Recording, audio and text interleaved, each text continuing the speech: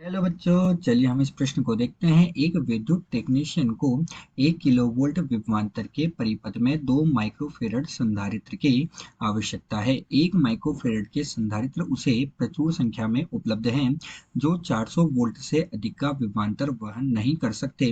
कोई संभव विन्यास सुझाइए जिसमें न्यूनतम संधारित्रों की आवश्यकता हो। तो चलिए बच्चों, सर्वप्रथम हम इस प्रश्न की मुख्य अवधारणा पर चर्चा करते हैं। तो हम यहाँ पर बच्चों क्या लिखने जा रहे हैं? हम लिखने जा रहे हैं इस प्रश्न की मुख्य अवधारणा। और मुख्य अवधारणा में हम क्या बात करेंगे?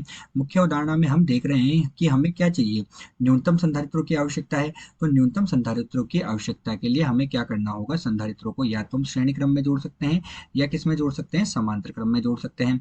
तो ये हमारे पास क्या हो गए? संधारित्र हो गए श्रेणी क्रम में। अब इन्हीं संधारित्रों को मैं क्या करता हूँ? समांतर क्रम में संयोजित कर देता हूँ।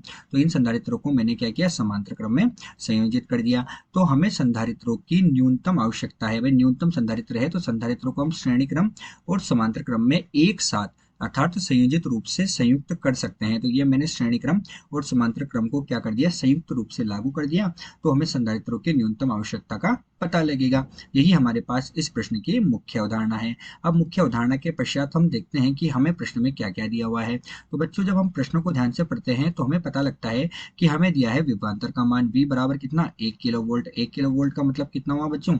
1000 वोल्ट हमें इसका मान दिया है। साथ ही हमें संधारित्र की धारिता दी 2 माइक्रोफेरड के बराबर दी है। इसके साथ ही हमें क्या दिया हुआ है कि वो 1 माइक्रोफेरड के कितने संधारित्र लगाएं। तो C1 उसे मान लिया कि 1 माइक्रोफेरड के कितने संधारित्र लगाएं, और हमारे पास विभव का मान जो है उस स्थिति में कितना है? 400 वोल्ट के बराबर दिया है। तो चलिए बच्चों, अब हम मुख्य अवधारणा के आधार पर क्या करेंगे? प्रश्न को हल करेंगे। तो अब हम यहाँ पर क्या करने जा रहे हैं? प्रश्न का हल करने जा रहे हैं। और प्रश्न के हल में हम क्या कर रहे हैं? मुख्य अवधारणा के आधार पर हम क्या कर रहे हैं? n संधारित्रों को समांतर क्रम में, वो n संधारित्रों को श्रेणी क्रम में जोड़ रहे हैं। तो माना हमारे पास ये कितने हैं?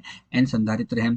ठीक है बच्चों, ये हमारे पास क्या होंगे? n संधारित्र होंगे। तो ये n संधारित्रों को हम समांतर क्रम में और श्रेणी क्रम में जोड़ रहे हैं। तो ये हमारे पास n संधारित्र हैं और इधर भी हमारे पास कितना है? n संधारित्र है। इनको हमने समांतर क्रम और श्रेणी क्रम में जोड़ा है। अब बच्चों, हमारे पास इनकी धारिताएं कितनी दी हुई है? तो इन सबकी धारिताएं हमें 1 माइक्रोफेरड दी हुई है। जैसा प्रश्न में कहा, हमें 1 माइक्रोफेरड के संधारित्र को मिलाकर 2 माइक्रोफेरड का संधारित्र हमें बनाना है। तो 1 माइक्रोफेरड दी हुई है और इन पर प्रत्येक पर विभवांतर कितना दिया? 400 वोल्ट के बराबर दिया है प्रश्न के अंदर। तो 400 वोल्ट हमें इन पर विभवांतर दिया हुआ है और अधिकतम विभवांतर हमारे पास कितना हो सकता है बच्चों? 1000 वोल्ट के बराबर अधिकतम विभवांतर हो सकता है। अतः हम यहाँ से n का मान ज्ञात कर सकते हैं। तो n का मान कितना होगा? 1000 वोल्ट तो हमारे पास अधिकतम विभवांतर हो सकता है और 400 वोल्ट प्रत्येक संधारित्र पर है। अतः हमारे पास n का मान बच्चों कितना प्राप्त हुआ?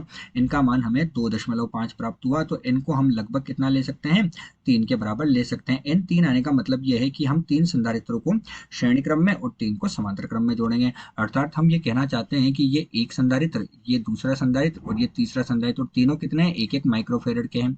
इसी प्रकार हम इधर क्या करेंगे? इधर भी हम 3 संधारित्रों को जोड़ेंगे। एक संधारित्र, दूसरा संधारित्र और हमारे पास फिर से क्या होगा? तीसरा संधारित्र हो गया। इसी प्रकार हम क्या करेंगे? एक संधारित्र, 2 संधारित्र और तीसरे संधारित्र को हम जोड़ देंगे। तो ये हमारे पास श्रेणी क्रम में जुड़ गया। इन सबकी धारिताएं कितनी होगी बच्चों? 1 माइक्रोफेरड। कितनी धारिता है? सभी की धारिताएं 1 माइक्रोफेरड है। तो हम कोई सा भी ले ले, उसकी धारिता कितनी होगी? 1 माइक्रोफेरड होगी। ठीक है बच्चों, अब हम क्या कर रहे हैं कि ऊपर वाले हमारे पास श्रेणी क्रम में है और श्रेणी क्रम में जब हम इनकी धारिता का मान निकालेंगे तो उनकी धारिता को हमने क्या मान लिया? श्रेणी क्रम में इनकी धारिता जब हम निकालते हैं तो इनकी धारिता को हमने ले लिया C1 के बराबर। तो C1 हमारे पास कितना होगा बच्चों? 1/1, 1/1, 1/1, अर्थात कितना मान होगा उसका? 1/1, यानी कि कितना मान हो जाएगा? 3 मान हो जाएगा। अर्थात हमारे पास 1/1, 1/1, 1/1, अर्थात इसका मान कितना होगा? 3 होगा। 3 होगा मतलब कितना होगा? ये 1/C1 का मान 3 होगा। तो C1 का मान हमारे पास कितना होगा? 1/3 होगा। तो श्रेणी क्रम में तो धारिता कितनी मिलेगी? 1/3 मिलेगी। अर्थात हमारे पास किस तरह से? ये भी 1/3 धारिता का, ये भी 1/3 धारिता का और ये भी 1/3 धारिता का हमारे पास संधारित्र होगा। तो सभी की धारिता कितनी होगी?